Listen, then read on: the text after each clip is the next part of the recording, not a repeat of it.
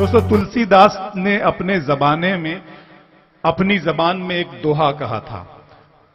اس دوہے کا مطلب یہ تھا کہ اے تلسی ایسی شہر میں ایسی بستیوں میں مت جا جہاں پر تجھے دیکھ کر لوگوں کی آنکھوں سے محبت نہ ٹپک پڑے. چاہے ان محفلوں میں ان بستیوں میں سونا ہی کیوں نہ برس رہا ہو, ہیرے جواہرات ہی کیوں نہ نچھاور کیے جا رہے ہوں.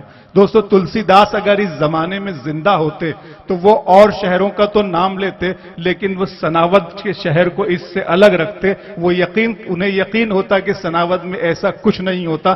سناوت میں ادب کی حفاظت کی جاتی ہے, شاعری کی حفاظت کی جاتی ہے. دوستو جس طرح آپ نے ندیم شاد کو سنا اور دیگر ہمارے شاعر بھائیوں کو سنا, تو مجھے آپ کی ادب نوازی پر پورا یقین ہے. آپ تہذیب کے علم بردار ہیں. اسی خوبصورت ماحول میں میں بڑی ذمہ داری کے ساتھ ایک بہت ہی پروقار, باوقار اور معتبر شاعر کی ملاقات آپ سے کرانا چاہتا ہوں. دوستو میں نہیں جانتا یہ میں کیا کر رہا ہوں, لیکن مجھے اپنے آپ پر بھروسہ ہے, خدا پر بھروسہ ہے, اور مجھے آپ کی سماعتوں پہ بھروسہ ہے. میں بغیر کسی تمہید کے اور بہت کچھ زیادہ نہ بولتے ہوئے دہلی سے, دبستان دہلی سے آئے ہوئے مہمان شاعر جناب اقبال اشر سے گزارش گزاروں.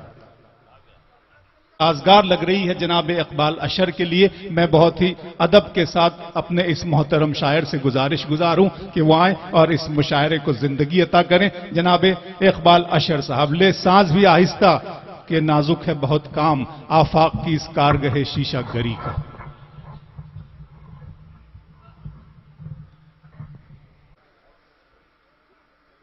اور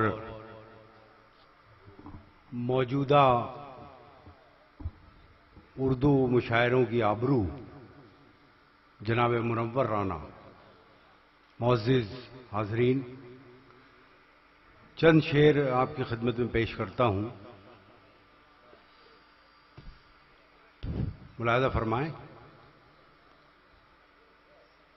یہ جگنوؤں کی قیادت میں چلنے والے لوگ, یہ جگنوؤں کی قیادت میں چلنے والے لوگ, یہ جگنوؤں کی قیادت میں چلنے والے لوگ تھے کل چراغ کی مانند جلنے والے لوگ. واہ واہ واہ واہ واہ. تھے کل چراغ کی مانند جلنے والے لوگ, ہمیں بھی وقت نے پتھر صفت بنا ڈالا. اگلی صفوں سے گزارش ہے, بہت خاموش بیٹھے ہیں آپ. حالانکہ خاموشی بھی ایک سخن شناسی ہوتی ہے, لیکن مشاعرہ تھوڑا سا ہنگامہ چاہتا ہے. تھے کل چراغ کی مانند جلنے والے لوگ, خود ذات سے آگے نکلنے والے لوگ. بہت اچھا ہے اقبال بھائی, واہ واہ واہ واہ واہ واہ. دوستو اس کا استقبال کیجئے. واقعی مجھے کہنا نہ پڑے کیونکہ مجھے اعتبار ہے, میں آپ کی دانشورانہ سنجیدگی کو اور آپ کی عالمانہ داد و تحسین کو سلام کرتا ہوں. آپ بہت اچھا مشاعرہ سن رہے ہیں اقبال بھائی. سمٹ کے رہ گئے ماضی کی داستانوں تک, حدود ذات سے آگے نکلنے والے لوگ. ستم تو یہ کہ ہماری صفوں میں شامل ہیں, ستم تو یہ کہ ہماری صفوں میں شامل ہیں, چراغ بجھتے ہی خیمہ بدلنے والے لوگ. اگر آپ نے ابھی تک ہمارے یوٹیوب چینل جھنکار ڈی ایس نات کو سبسکرائب نہیں کیا ہے تو سبسکرائب کریں اور بیل آئیکن کو کلک کریں. زندہ باد اقبال اشر صاحب, واہ واہ. سمٹ کے رہ گئے ماضی کی داستانوں تک, حدود ذات سے آگے نکلنے والے لوگ. ستم تو یہ کہ ہماری صفوں میں شامل ہیں, چراغ بجھتے ہی خیمہ بدلنے والے لوگ. ہمارے دور کا فرعون ڈوبتا ہی نہیں, ہمارے دور کا فرعون ڈوبتا ہی نہیں, کہاں چلے گئے پانی پہ چلنے والے لوگ. واہ واہ واہ واہ واہ واہ واہ واہ. ہمارے دور کا فرعون ڈوبتا ہی نہیں, بھائی زندہ باد اقبال اشر صاحب, واہ واہ واہ. کہاں چلے گئے پانی پہ چلنے والے لوگ. بہت شکریہ حضرات آپ کی ادب نوازی کا. یہ مشاعرہ ہمارے نوجوان لوگوں نے کیا ہے. امریکہ میں اور کینیڈا میں جب مشاعرے ہوتے ہیں تو مان لیجئے 500 سامعین ہیں تو اس میں ایک یا دو نوجوان نظر آتے ہیں بمشکل. لیکن انتہائی خوشی کا مقام ہے کہ ہمارے ہندوستان میں نہ صرف یہ کہ نوجوان کثیر تعداد میں تشریف لاتے ہیں بلکہ اپنے کاندھوں پر مشاعرہ منعقد کرنے کی ذمہ داری بھی لیتے ہیں. تو یہ آفتاب شیخ اور یہ جانو بھائی اور پٹیل صاحب اور تمام لوگ مبارکباد کے مستحق ہیں. میں کچھ شعر اور پیش کرتا ہوں. منور رانا صاحب کی موجودگی نہ صرف میرے لیے بلکہ آپ کے شہر کے لیے بھی اس وقت فخر کا باعث ہے. جگر مراد آبادی کے زمانے میں مشاعرے اور ادب کو ایک سمجھا جاتا تھا، دونوں کو الگ الگ خانوں میں تقسیم نہیں کیا جاتا تھا.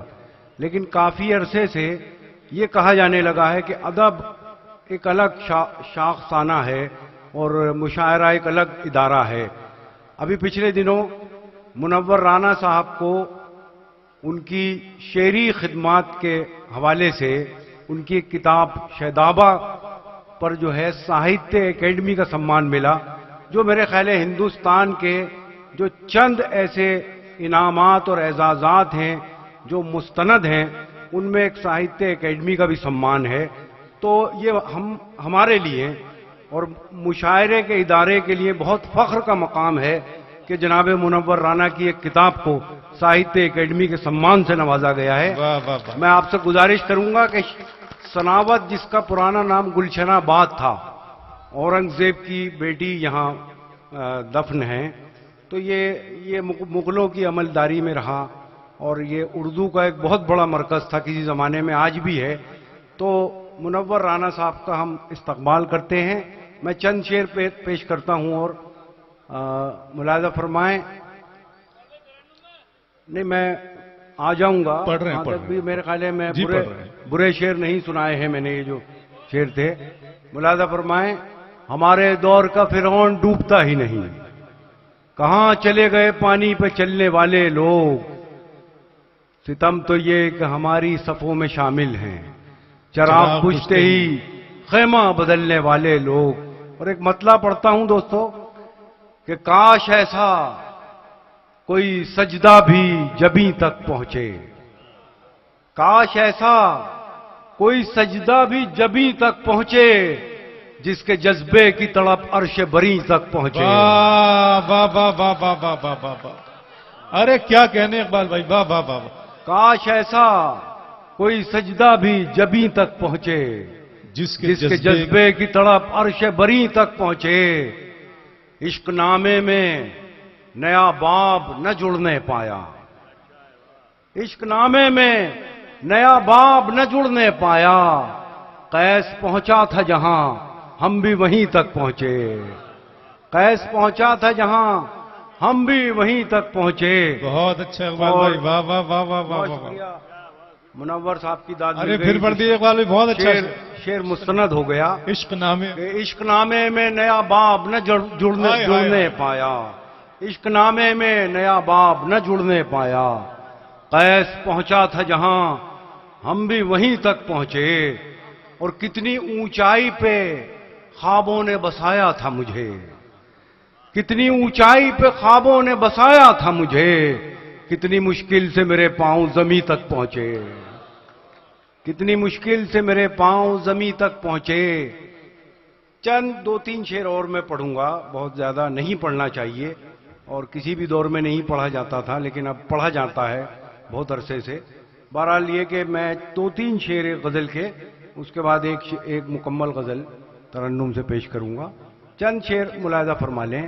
ایک تازہ غزل ہے، جسارت کر رہا ہوں، اور منور رانا صاحب سے ہم نے یہ بھی سیکھا کہ ہر مشاعرے میں تازہ کلام سنانا چاہیے.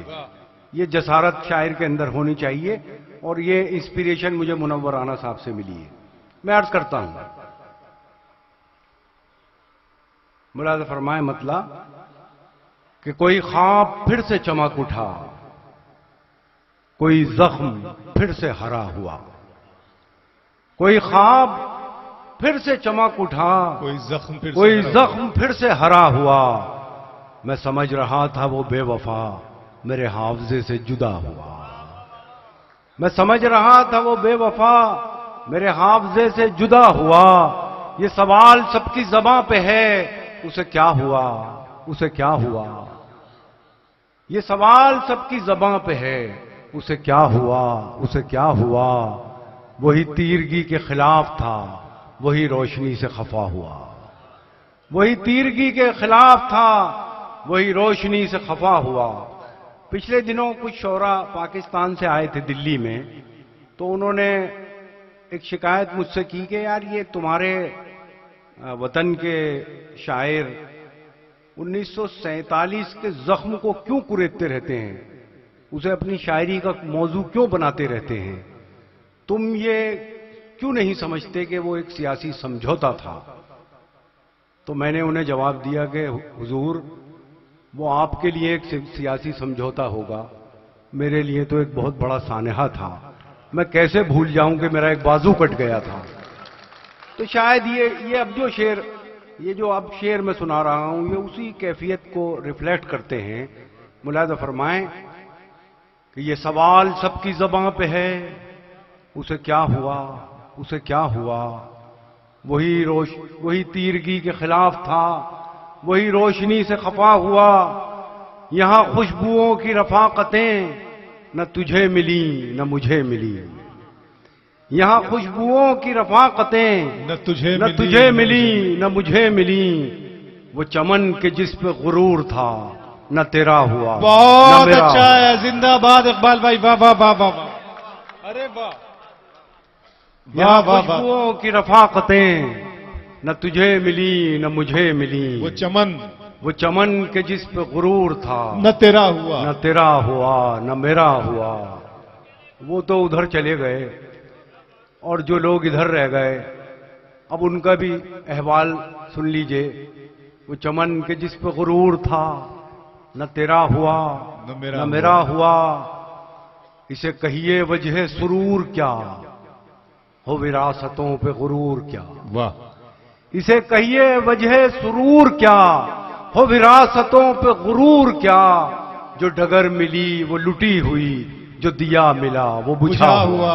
واہ واہ۔ اگر آپ نے ابھی تک ہمارے YouTube چینل جھنکار ڈی ایس سنات کو سبسکرائب نہیں کیا ہے تو سبسکرائب کریں اور بیل آئیکن کو کلک کریں۔